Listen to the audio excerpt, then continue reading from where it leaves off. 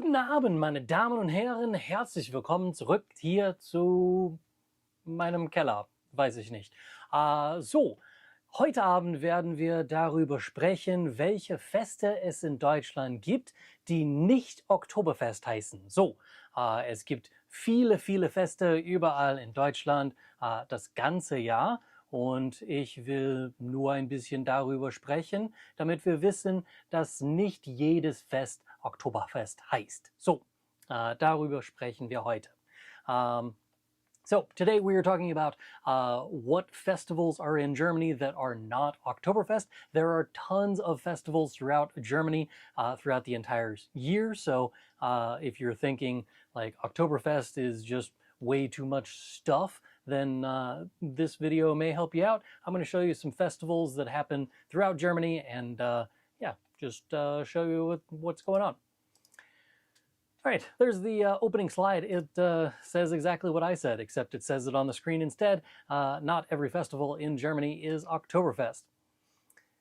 Wie gesagt, wir blicken, wir werfen einen Blick über über das Klischee hinaus. So we're throwing a view over the cliché. So lots of people seem to think that the only festival in Germany worthwhile is the Oktoberfest. Obviously, that is not my opinion in this. That's why we're talking about it in the way that we are. Die kulturelle Vielfalt deutscher Feste entdecken. So we will discover the multitude of different festivals that Germany has to offer. Und wir werden Wortschatz und kulturelles Wissen erweitern. So we will also expand your vocabulary and your cultural knowledge. So without further ado, let's get into the actual stuff. Was viele Menschen denken, what lots of people think. We'll start with our clichés here. In Deutschland trägt man Dirndl und Lederhosen. So people think that in Germany you wear Dirndl and Lederhosen. Here's a picture of me and my daughter Sophia many years ago. That is from one of the homecoming parades that we have here in Edwardsville.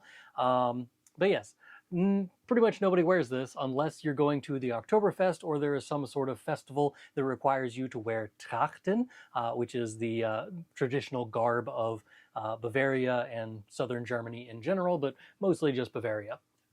Alle trinken Bier aus Maßkrügen. So what we in English we call them steins, which is confusing to Germans because a Stein is a stone or a rock. So whenever you say that you are drinking beer from a Stein, Germans may be a little bit confused. What you mean to say is Maßkrügen, which is a liter of beer in one giant container.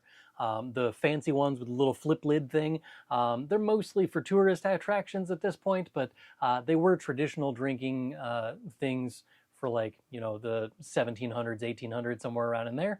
But nobody really drinks out of them, especially if you're going to a Biergarten in Germany, for instance. You're not going to find a bunch of those little flippy top lid drinks. It's just going to be a liter beer that's out of a glass.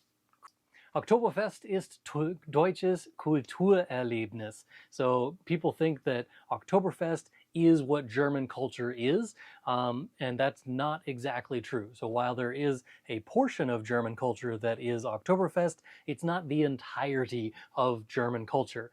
There's more to Germany than just beer and Brezeln. Nicht nur im Herbst und nicht nur im Bayern. So not just in the fall and also not just in Bavaria. These are the two things that are happening at the same time. So at the end of this month is when September, the Oktoberfest starts at the end of September, and then it goes until the first Sunday of October.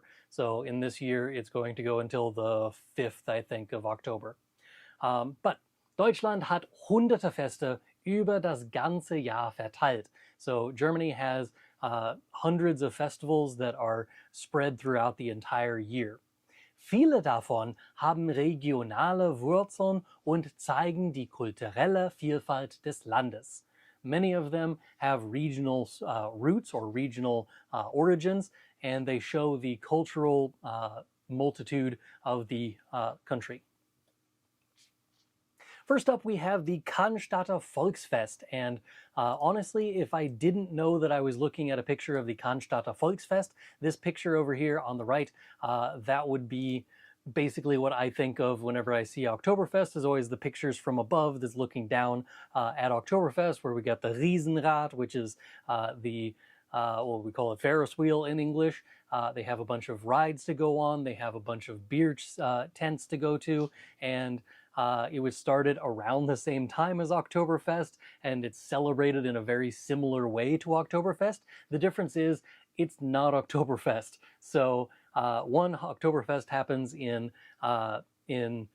München or in Munich, whereas this one here starts in what is called Cannstatt, and Cannstatt is a part of Stuttgart. So it used to be its own independent thing, and now it's kind of just been incorporated into the city of Stuttgart. So officially, the Cannstatter Volksfest takes place in Stuttgart. It starts on the 26. September und geht bis zum 12. October. So it goes until the 12th of October and starts on the 26th of September. So basically it starts like a week and a half later than Oktoberfest does and goes about a week and a half later than Oktoberfest does. So it's kind of the exact same thing. First bullet point here says, zweitgrößtes Volksfest nach dem Oktoberfest. So this is the second largest People's Festival of Germany, next to Oktoberfest, of course. Mischung aus Landwirtschaft, Bierzelten und Fahrgeschäften. So this is a combination of like a farm fair kind of thing, beer tents and rides to ride for children and whatnot. Trachten auch, aber Schwäbisch statt Bayerisch. So these people also wear traditional garb, but rather than wearing the Lederhose and Dirndl that is famous from Bavaria, they wear things that are Schwäbisch or Swabian. So that region of Germany, that would be Baden-Württemberg, which is where Stuttgart is located. It would be from that area around Stuttgart, essentially. Das wurde im Jahr 1818 gegründet, so it was founded in 1818. If you don't know your Oktoberfest history, here in about a week I'll have a video out on the YouTube channel for that.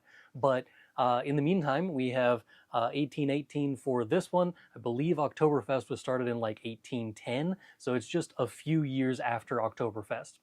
Es dauert 17 Tage. It takes 17 days or lasts 17 days.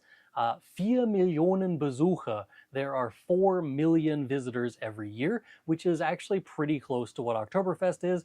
Oktoberfest gets anywhere from like 6 to 7 million people, but the Cannstatter Volksfest, 4 million is a pretty decent number of people to show up to your party. Next up, we have the Bremer Freimarkt, which is obviously in Bremen, which if you don't know your German geography, if you look at a map of Germany, it's in that northwestern area up there. That's where Bremen is. It's one of the 3 city-states within Germany. Vom 17. Oktober bis zum 2. November, so noch ein bisschen später im Jahr, so even a little bit later than Oktoberfest and even Cannstatter Volksfest. It goes starting at the middle of October and goes until the very beginning of November. So again, another 2-week-long thing. Again, you have a picture of it down there in the corner, and that one is very reminiscent of, again, Oktoberfest and the Cannstatter Volksfest, if you look at it from just the wide view. Das ist eines der ältesten Volksfeste Deutschlands. So this is one of the oldest Volksfestivals in Germany, and it's been going on since 1035, which is an incredibly long time, especially from my point of view as an American. Everything that is older than 200 years old is officially ancient and Roman times for us. So 1035, it was started in 1035. Es gibt Karussells, Essen, Musik, aber ein wenig Bierfokus. So it's not nearly as beer focused as the other ones. This one started out as a market and has been kind of evolving over the last 1,000 years. And yeah, it's got carousels, which means rides to ride. It's got food, it's got music, and there's not as much of a focus on beer. Obviously, they do have beer tents, but it's not like the thing they do. It's not like you're going to make a film called Beer Fest, like they did for Oktoberfest, and go to the Bremer Freimarkt. That's just probably not going to happen. Rhein in Flammen. This one's a little bit different than the ones that I have on my list, and that's because this one is not necessarily a singular place, but rather a bunch of different places along the Rhine River. So if you don't know, the Rhine River starts down here in Austria, kind of flows through Germany, and then out through the Netherlands on its way out into the North Sea. Which means it is the largest river in Europe, and as a result, there's lots of it that flows through Germany. So there's lots of different places along the Rhine River that will participate in Rhein im Flammen, which is Rhine in flames, which is not a thing where it's just like they, light something on fire on the river, but rather that they have parts of it where they show fireworks, which is what you can see in the picture here. And this one, because it's in different places, they also have it on different dates. So if you go to Bonn, wenn man nach Bonn reist am 2. Mai 2026, dann gibt es Rhein im Flammen dort. So if you go there on May 2nd of 2026, that's where it will be in Bonn. It's on July 4th in Bingen-Rüdesheim. It will be on August the 5th in Spree-Koblenz. It will be on the 13th of September in Oberwesel, and St. Goar is on September the 20th. So, es gibt Feuerwerke über dem Fluss. So there's fireworks that go off above the river. Mischung aus Kultur, Musik, Licht und Wasser. So it's a mixture of culture, lights, music, lights, and water. So they do have like musical festivals going on the side of the river, and then you can just sit there and watch the fireworks while you have a band play off to the side, and you can see like the boats on the river there, where they have like they're all lit up with some neon lights and stuff like that. It's kind of a cool looking festival. I've never been, but it definitely looks cool. And maybe the next time that I'm in Germany along the Rhine River, I'll remember to look up where those dates are so that I can actually see it in person.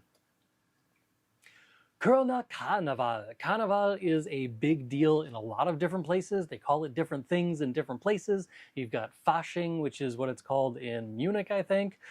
There's Fastnacht, and there's also Carnival. Carnival is what it's called in Cologne and the region thereof. And this happens officially from the 11th of November every year and goes until the Tuesday before Ash Wednesday. Ash Wednesday is the beginning of the Lenten season, and before that is what we call the Narrische Saison, or the Fool's season. And during the Fool season, that's where everybody just goes out and does crazy stuff, and lots of drinking, obviously, because it's, Germany, but it's Cologne Carnival. It's also got pictures of the parade that goes on, but we'll talk about that once we get to the traditionelle Begriffe on the third bullet here. Riesenereignis im Februar. So this is a giant thing in February. In this year anyway, it's in February. It doesn't always end up in February, but it is whatever 40 days before Easter is that year. That's when the Carnival really gets started. It's bunt, laut, und politisch. Three things that you didn't think were going to go together. It's colorful, it's loud, and it's political. And these three things aren't really what we think of as something that goes together very often. But the picture that we have down there at the bottom is the Rosenmontag Umzug. So Rosenmontag is the Monday before Ash Wednesday. It's Rose Monday. And on this day, they have a giant parade. It's one of the largest parades in the world, and it is very politically motivated for a lot of the floats. So you'll see pictures that I've chosen from previous years. The one here on the left is a picture of when the Berlin Wall was painted over the side of it. They had, one of the paintings was the Bruderkuss, which was the leader of the DDR, or the Deutsche Demokratische Republik, the East German side. And the leader of the USSR at the time, or the Soviet leader, and those two are kissing in that picture. And to show that in modern times, we have a picture of Satan himself kissing Putin. So you can kind of see where they're going with their political views there. We also have a picture on the right-hand side here with Elon Musk and his cat in basically the same setup as like the film Goldfinger with 007, and you have that float as one of those. Again, I'm not endorsing any of their politics here. I'm just showing you that lots of their floats are politically motivated. And if you look on previous photos of all of the Rose Monday parades, they're kind of all like this, where they're just politically motivated, large heads, overly caricatured versions of politicians and famous figures and stuff like that. They've had things making fun of everyone from Angela Merkel to Barack Obama and a whole lot of other people. So that's happening on the Rosenmontagsumzug, or the Rose Monday Parade. This year it will happen on February the 16th, because the end of it is on the 17th, on that Tuesday. The word here, alaf, is a thing that people say whenever they're greeting each other in Cologne around this time. So you'll have random people just be like, alaf, and other people will be like, alaf, and it's a thing. That's what they say. It's kind of just a goofy way of saying hello. And the last one here is Kamele, which is actually about candies, because there are certain kinds of candies that are very popular around this time, and Kamele is one of them. So it's on the list of vocab. It's a type of candy. All right, next up we have the Festival of Lights, which is called the Festival of Lights usually in German as well, but sometimes you'll see it as listed as like the Lichter in Berlin or something like that, Festlichter in Berlin, for the Festival Lights in Berlin. And as you can see from the pictures here, they basically take projectors, giant projectors that put pictures all over the entire building, and they project them onto famous monuments within Berlin. So the pictures that I have here, the one on the left is the Fernsehturm, or the television tower, and the one on the right is the Berliner Dom, the Berlin Cathedral. So, vom 8. bis zum 15. Oktober 2025, und natürlich ist das in Berlin. So it's from the 8th through the 15th of October in 2025, and of course this is happening in Berlin, as I've already mentioned. Moderne Lichtinstallationen an historischen Gebäuden. So this is modern light installations on historic buildings. Tourismusmagnet und Kunstveranstaltung. So this serves basically as a cultural or a tourist magnet, and also a art installation. So it's just a cool way to bring more people into Berlin and get them to focus on the sites that are around the city and stuff like that. I'm a big fan of this one. I would love to go see the Festival of Lights in Berlin sometime. Unfortunately, that whole teaching a high school for a living thing keeps getting in the way of it. It's also the reason I've never been to Oktoberfest, is because I have always been in school since, like age 4 or so. I have never not been in school during October. So yeah, never made it to the Festival of Lights, never made it to Oktoberfest. Sad times all around. Next up we have Hansetag, and Hansetag happens in Braunschweig, but it also is going to be happening in various cities throughout northern Germany, and it's also not just in Germany, which I'll get to here in a minute. But next year, the next time it's in a German city is in Braunschweig in 2027. So in the year 2027, that's when it will be in a German city again. Sometimes it's in Polish cities and a few other places that were also Hanseatic League members. But the very first bullet point here says, verschiedene Städte im Norden, nicht alle in Deutschland, feiern ihre Geschichte. So this is just different cities throughout the north, not all of them in Germany, as I've already mentioned, but they are celebrating their history. So if they don't know a whole lot about Middle Ages, there was this thing called the Hanseatic League, which was basically a bunch of cities that got together for trading purposes. They got together for fighting against piracy and stuff like that. And so this was kind of a league of cities of sorts, and they are proud of that history. And so this is another way that they celebrate this. And the way that we celebrate it is we have mittelalterliche Märkte, which is Middle Ages markets, or basically like Renaissance fairs kinds of things. Gaukler and Umzüge. So Gaukler is like the shows where you have two jousting, like the two knights running into each other and stuff. And then Märkte is just markets. Erinnerung an die Hansezeit. So this is a remembrance on the time when there was the Hanseatic League that I mentioned before. Zwiebelmarkt. Zwiebelmarkt is in Weimar, so this takes place in Weimar. Zwiebel is the German word for a onion, so a Zwiebelmarkt would obviously be an onion market. So there's lots of stuff here that has to do with onions, and they obviously sell a lot of food around this time. Ursprünglich im 7. Jahrhundert, so they started in the 17th century, so in the 1800s. Hauptthema Zwiebeln, so the main topic is onions, Kunst, Essen und Musik. So they have art that has to do with onions, so they'll have like paintings of onions, sculptures of onions, all of that kind of stuff.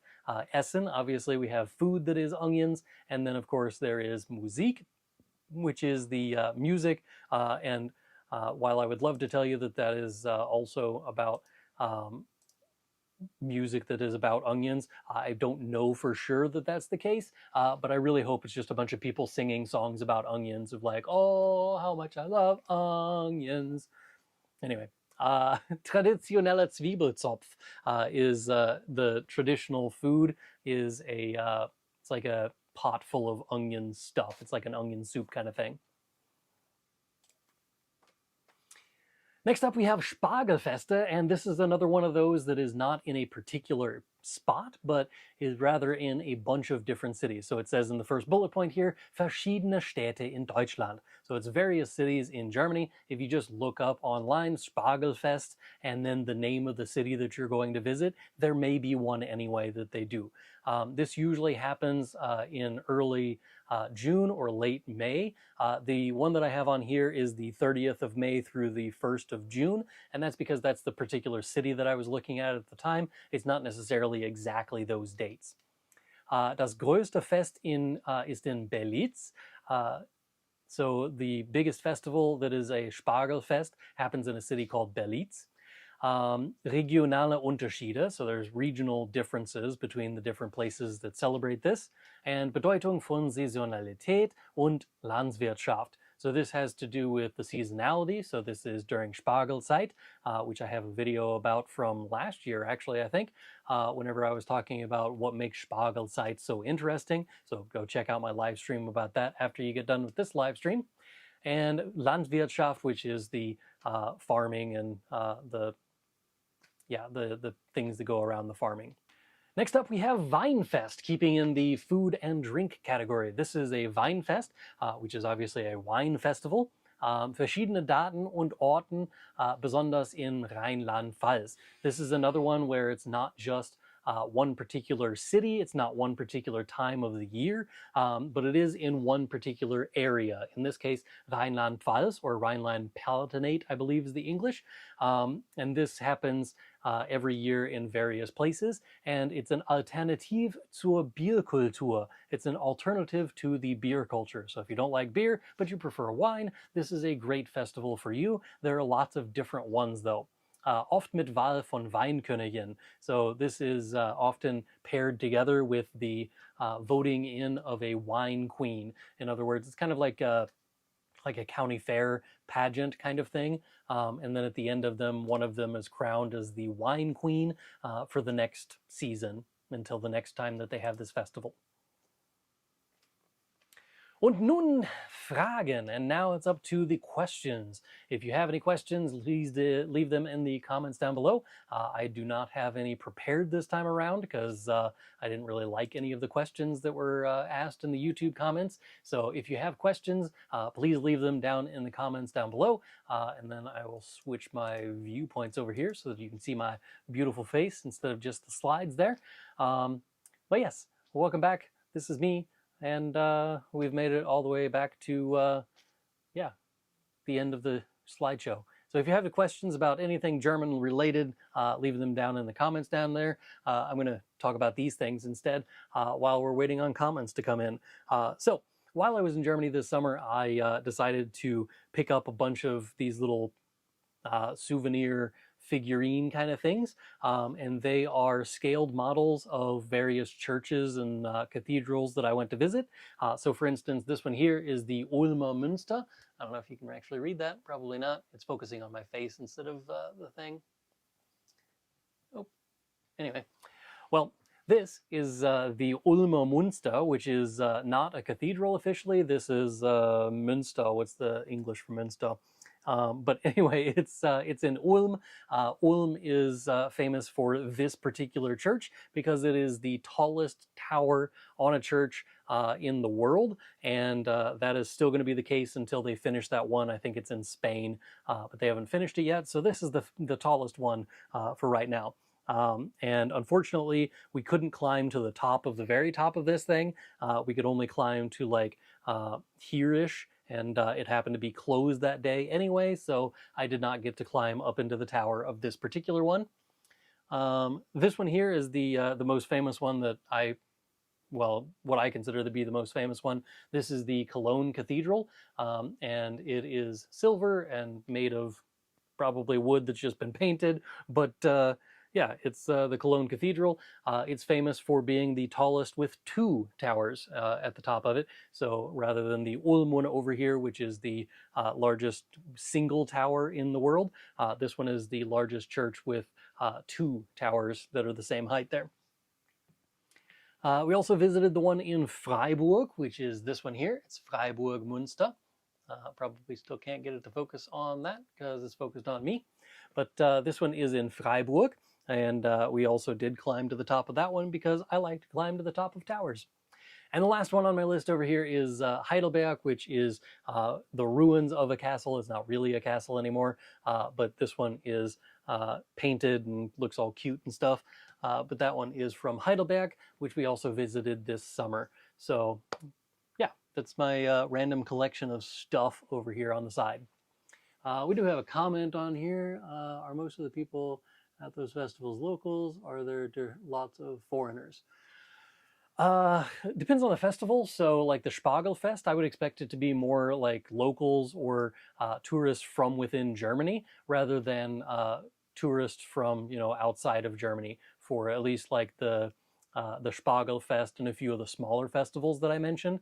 But the bigger ones like the Cannstatter Volksfest, that one's the 2nd largest festival in the world and 4 million people go to it. I'm sure most of those are foreign people going to the Cannstatter Volksfest at this point, but yeah, it could be lots of them are locals. But one of the things that I found out while I was researching my video about Oktoberfest that comes out next week, that video includes a talk about there's a part of Oktoberfest that they have now designated for the last couple of years as the traditional area. And so it's like not as loud of music, not a lot of drunks, and not a lot of the touristy type people. And it's more family friendly. And if you want to take your kids to Oktoberfest, you can take them to that part of Oktoberfest, and you don't have to worry about the drunken debauchery that usually happens at the rest of the Oktoberfest. So I thought that was kind of cool, but that's in next week's video when I'm talking about Oktoberfest. Let's see, any other questions we got in here? We got, I forgot to say hi to Reyes. Reyes was here at the beginning of the live stream, so hi Reyes. One of my favorite questions from the last month or so on YouTube was, are you related to Judge David Fleischer, which is the judge that wears bow ties that was famous for like letting people go whenever they had some stupid kind of charge against them. I think he actually just passed away, but I could be wrong on that one. Maybe that was a different judge. But somebody asked me if I was related to him. No, there are multiple people who are both bald and wear bow ties. And while those categories do often overlap with family members, it is not always the case that I am related to the bald bow tie wearing person. So in the case of like Blippy, not related. In the case of the judge, also not related. Sorry. Let's see. Got somebody who's asking if it's too late to learn German in 2025. The answer is yes, absolutely. You're too late. You might as well just give up now. There's absolutely no reason for you to learn German in 2025. If you've waited this long, yeah, you're probably going to die before you learn German. So it's really unfortunate, but it's the way it goes sometimes. Sorry. Let's see. One person was arguing with me about the translation of the word saint now, because I had the tongue twister in my video from several years ago about German tongue twisters, and it was like 10 Zahmer Ziegen ziehen 10 Zentner Zucker zum So, I think. But Centner is the measurement that they use to measure how much sugar they're carrying to the zoo. But yeah, the person says that Zentner is the word for a tithe, which maybe it is, but it's also the word for a measurement of a weight of something. Let's see. Somebody asked me to make more of the Discovering Deutschland videos. I haven't made one of those in a few months. I should probably get back into that. I'm a big fan of the Discovering Deutschland series, but it's not as popular here on the YouTube, so I haven't made them as often lately. But I used to try and do like one a month, but I haven't really been paying that much attention lately.